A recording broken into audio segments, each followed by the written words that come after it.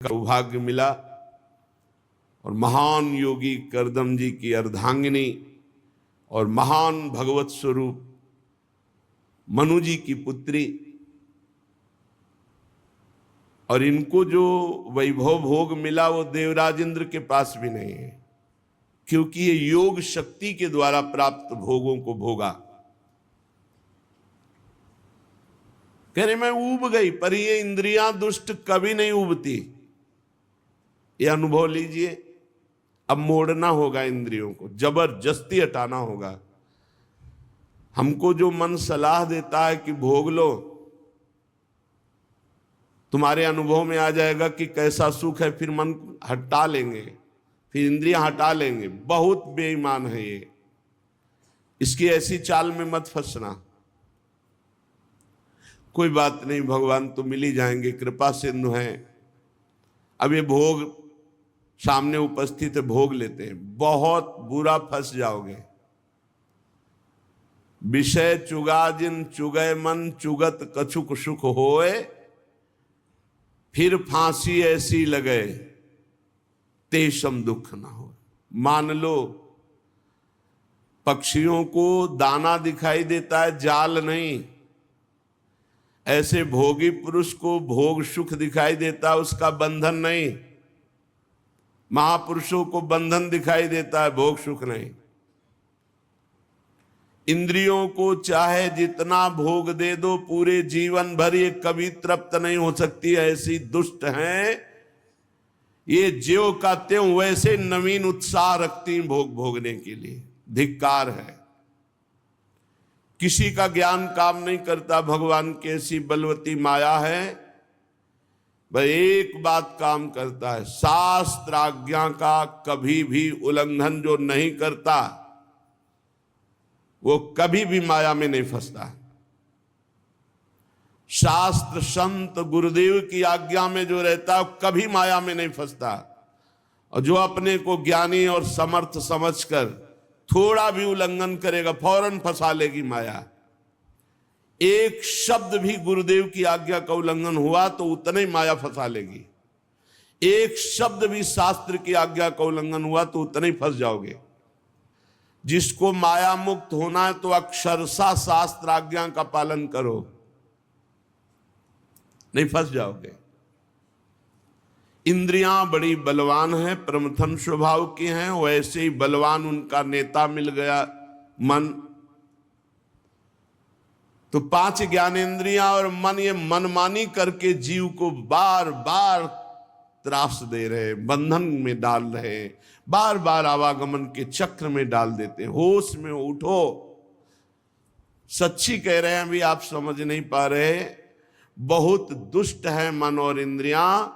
इनके दुलार में फंस करके बहुत नीचा देखना पड़ता है और बहुत नीच गतियों को प्राप्त होना पड़ता है। एक जेलर आए थे बड़ी जेल के, वो कह रहे थे हमारे जेल में बहुत से ऐसे कैदी जो चिल्ला चिल्ला के रोते हैं कि हमसे मन और इंद्रियों ने ऐसा पाप करा लिया, मैं कभी नहीं करूंगा अगर एक बार मुझे छोड़ दिया जाए। बोले हमारे अधिकार में तो है नहीं कि छोड़ दूं, सजा हो चुकी। तो बोले उनको कैसे समझाऊं जो रो रो के दिन व्यतीत करते हैं। विचार कीजिए, मन और इंद्रियों ने ऐसी गलती करवा। कोई मित्र नहीं, कोई प्यार करने वाला नहीं। अगर तुम्हें लगता है कि विश्व में हमें कोई प्यार करता है तो धोखा।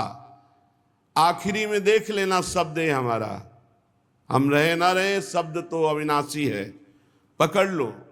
कोई किसी को प्यार नहीं करता।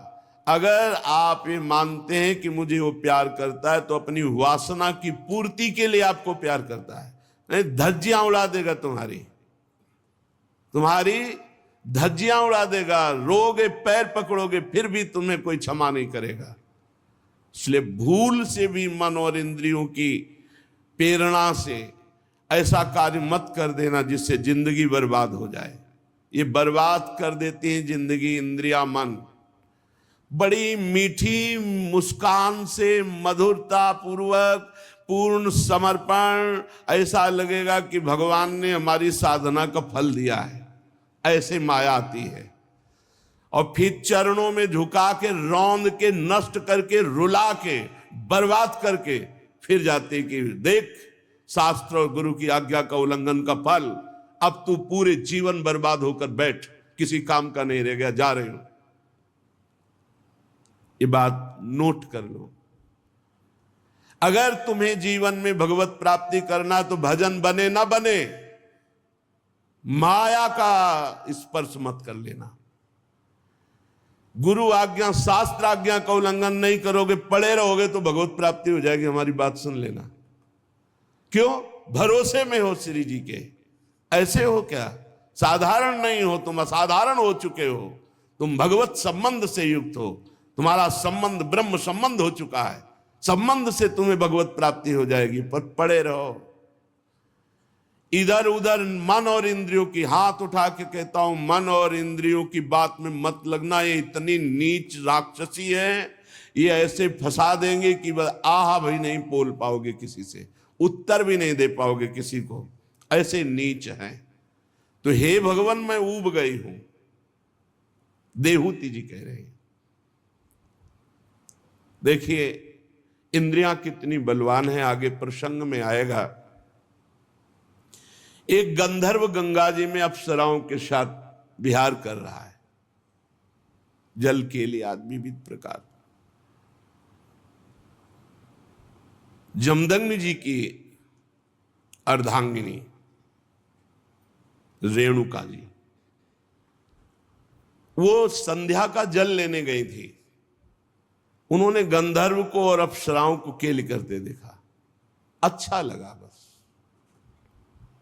वह केली अच्छी लगी, केवल देखने में रुचिकर लगी, कोई पाप वासना नहीं हुई।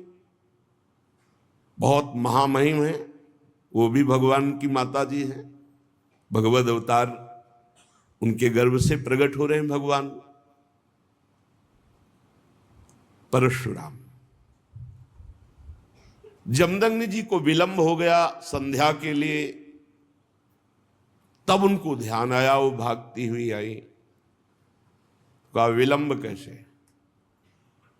ग्रीवा झुका दी, ध्यानस्थ हुए, ध्यान में देखा, अरे ब्रह्म ऋषि की अर्धांगिनी और गंधर्वों की केली तुम्हें अच्छी लगी देखने में, और पुत्र बैठे थे, बोले काट दो गला इनका। पुत्रों की हिम्मत नहीं हुई, मां है। भगवान परशुराम जी समाधि से उत्थापन होकर बाह्य दशा को प्राप्त हुए, ऐसा लगा पिताजी याद कर रहे हैं।